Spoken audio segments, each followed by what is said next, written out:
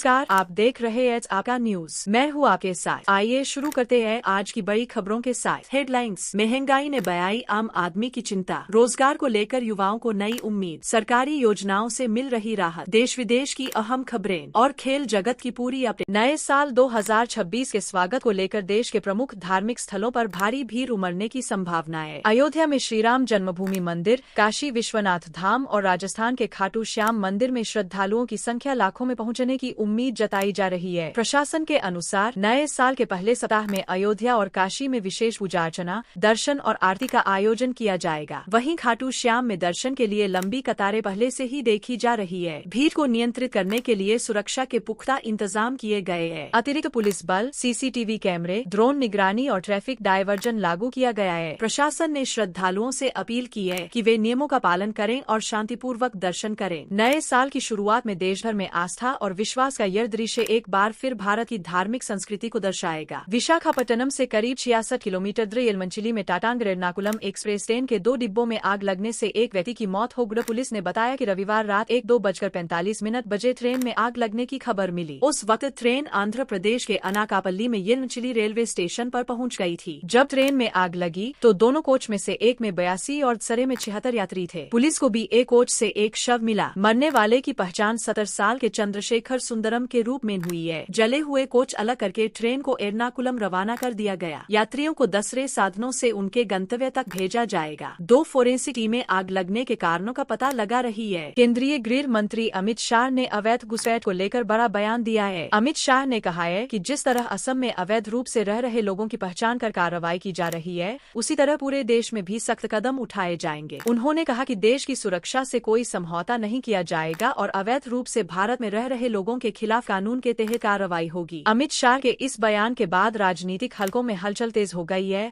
और विपक्ष ने बयान पर सवाल उठाए हैं। फिलहाल इस बयान पर देश भर में राजनीतिक प्रतिक्रियाएं सामने आ रही है। सीएम योगी के निर्देश पर सांसद खेल स्पर्धा की तर्ज पर पहली बार विधायक खेल प्रतियोगिता हुई।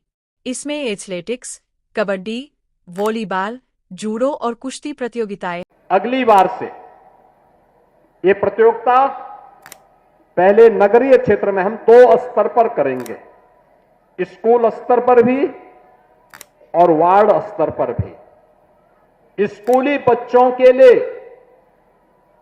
चाहे वह बेसिक के हों, माध्यमिक के हों या उच्च शिक्षा के या विश्वविद्यालय के, इनकी 3 चरणों में 3 प्रकार की प्रतियोगिताएं, बालक और बालिकाओं में अलग अलग खेल की प्रतियोगिताओं को तो हम संपन्न करेंगे ही, संपन्न करने के साथ वार्ड स्तर पर भी कामकाजी लोगों के लिए और जो अवकाश प्राप्त हो चुके हैं उनके लिए भी कुछ खेल की प्रतियोगिताओं को हम आयोजित करेंगे। पहले वार्ड स्तर पर, फिर महानगर के 4 से 6 अलग अलग छोटे छोटे नगर बना करके उस स्तर पर, और फिर महानगर स्तर पर इस पूरी प्रतियोगिता को हम आयोजित करेंगे।